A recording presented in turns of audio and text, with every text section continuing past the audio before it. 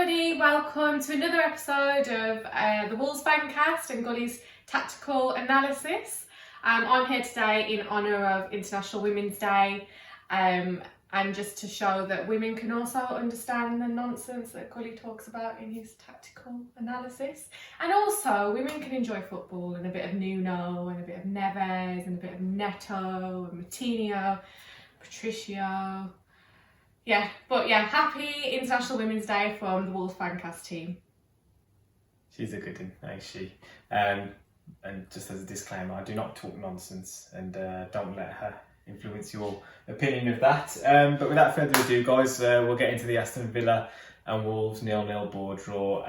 Struggling for content, I'll be brutally honest on this one, but we will get into it, and we're going to have a little what happened next as well here. Just going to show you a little still from the first minute of the game as it happens, and I'll reveal what actually does end up happening at the end of the video. But just take a look at this advanced position, time on the clock, Wolves showing some intent to begin the game, but it's a mystery what happens, so we'll wait and see.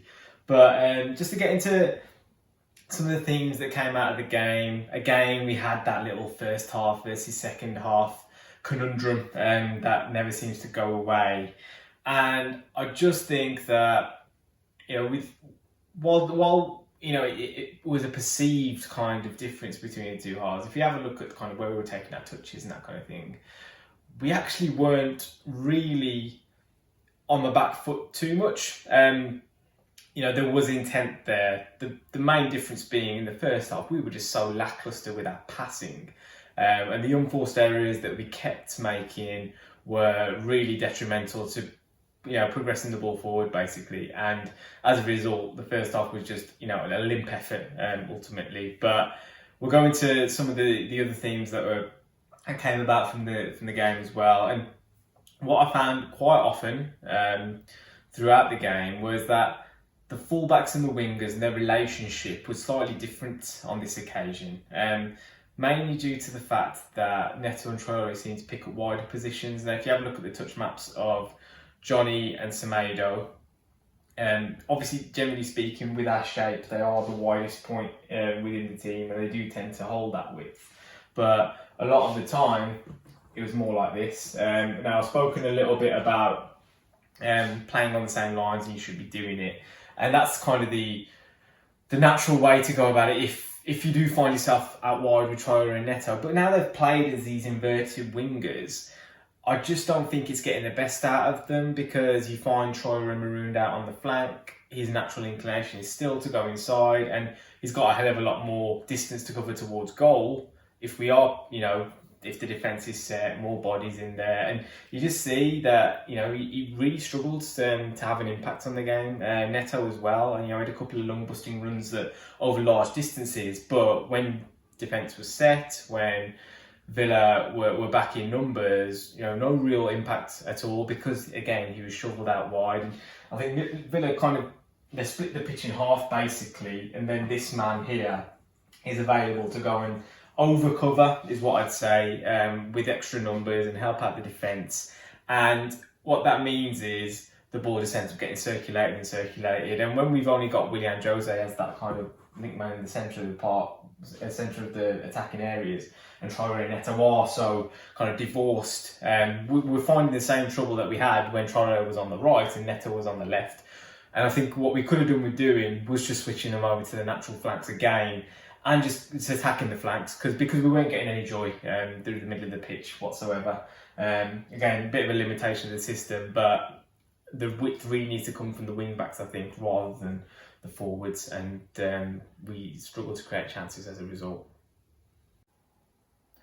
Now, to talk positively for a second and whisper it quietly, our best chance of the game was created from a short corner. I've spoken previously about the fact that it's a little bit of a red herring that people think we should just be whipping the ball in straight off that quadrant and just making something of it off directly from that corner. But I think you saw the virtues of being able to play that short little set piece routine with the Cody saves double kind of chance. And the two players being dragged out with Traore and Neto as Moutinho takes the corner just kind of creates a little bit more space in the box. I think, you've got obviously a crowded penalty area at any corner situation. So just dragging a couple of players out, I think that often can negate the idea that if a team decides they want to leave a couple forward, if Traore and Neto do decide to come out, then those defenders that would normally be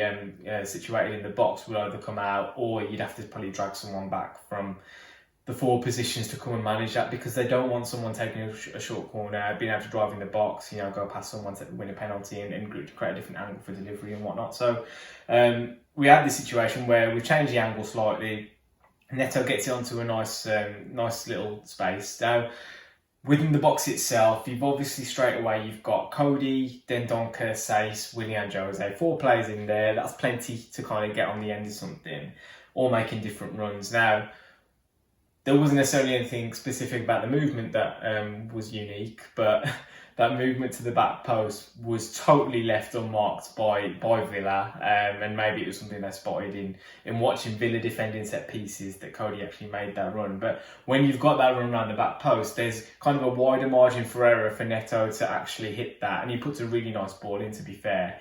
But he doesn't need to worry about kind of whipping it in too flat, or he can kind of just loop it over to that back post. Cody's on the run, he's got a bit of pace in his movement, and coming onto the ball he can put a bit of power into his header. And unfortunately it doesn't work out, but there's still plenty to say about taking a short corner and just being a little bit cleverer when you haven't got the power of someone like Bolly, who's going to totally dominate aerially. Corners anyway, they're just not, as proficient a way to goal as people think they are. It's just because we're close to goal that people seem to assume that it's, we're about to score a goal immediately. But I think we actually worked it quite nicely, and there is method to the madness of Wolves and Nuno's short corners. Now, to go back to the situation that I addressed at the start of the video, what happened next? Now, you saw very early on that we had good, decent possession, quite a few bodies forward actually, within the first 30 seconds of the game. And Pedro Neto's out on the right flank, decent position to make something of it. But for whatever reason, I've watched the clip a few times. Unfortunately, I can't share it with you for copyright reasons. But you actually find that the ball ends up back at Conor Cody within 20 seconds of us being in that position. A little bit disappointing, regardless of what time in the game you're in. If you're managing to advance up the pitch to that point, you'd like to think you could make something of that situation, whether it be a shot and goal, a cross into the box, just something to kind of hang on to. But Wolves at the moment are just a very timid and safety first team. But I also think that this comes down to some of the limitations within the system, and I've kind of taken you through this before in some of my early videos. But if you look at our system from a kind of rudimentary shape perspective, it's very much about covering the spaces that are most important.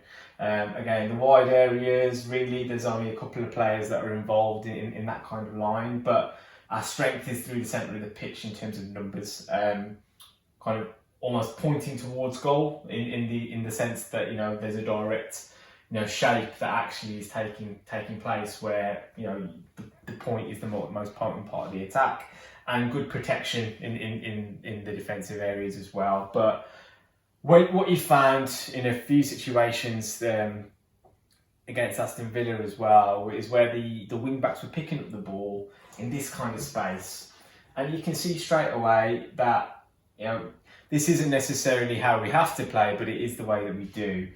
The two central midfielders don't like to leave the stations too much. They're there to protect, recycle the ball, etc. And as you can see here, what has this wing back got in front of him to actually use? This isn't really an option, obviously, with the defence in place and whatnot. So you've got Neto ahead of the ball, and you've got Jose ahead of the ball, or there's a pass on back into midfield. And if I show you our backwards passes exclusively within this game, you can see straight away that we are getting into advanced areas of the pitch, and the ball is just coming backwards. If I show you Aston Villa's as a comparison, you see that once they're getting into the advanced areas of the pitch, they're either not passing the ball back, or if they are, it's much shorter. They're much more able to contain possession in those advanced parts of the pitch because of A, tactics, and B, probably the shape of their team allowing you to do that. They had a third man in the centre of midfield, one less defender, obviously, a fullback. The wider central midfielder and the winger can all go out and kind of maintain an overload in that space and just keep possession, which can ultimately lead to a cross, getting the ball in, whatever it is. But it just means you can sustain an attack a lot better. Whereas if these two were able to get into that area, realistically, the ball is either going to make something of it themselves, where, as I mentioned, you've got a fullback, winger, left-sided central midfielder, and possibly a defensive midfielder to contend with, in terms of what Villa are covering the space with, or the ball's just coming back into the middle of the park just because it's a safe option to do so. So again, just playing the percentages, Wolves don't really fare strongly anywhere in the offensive part of the pitch, and that doesn't have to be the case. You've got extra covering them in the defensive area, so can one of these midfielders make runs advanced towards the box, break the lines, like we say, a little bit of extra movement around it. But to expect the front three to produce on that basis at the moment is just unrealistic, and we have a look at the real method of progressing and breaking through the lines is all about taking people on. But you can see from our take-ons in this game that if this falls over and that kind of plan doesn't really come to fruition, whereby we're not taking people on with the regularity that we do, and Neto and Traore are unbelievable at it and should be commended for that, regardless of whatever their output levels are, then you're going to hide into nothing, because we're not going to pass our way through teams. And you could see against Aston Villa that these guys, they're almost not allowed to have an off game, and Neto and Traore still weren't great, and as a result of that, we just looked pretty toothless. We still managed to create the chances off the set pieces, and a pragmatic coach would want to have that as a strength. But at the same time, is that how we're going to rely, with the talent at our disposal, on winning games? And that's just not a sustainable way of playing. But we've got Liverpool next, and as we all know, Wolves is the team you want to play when you're in a bit of a rut. But who knows what might happen next week, and I'll see you after that game to hopefully discuss a more positive result.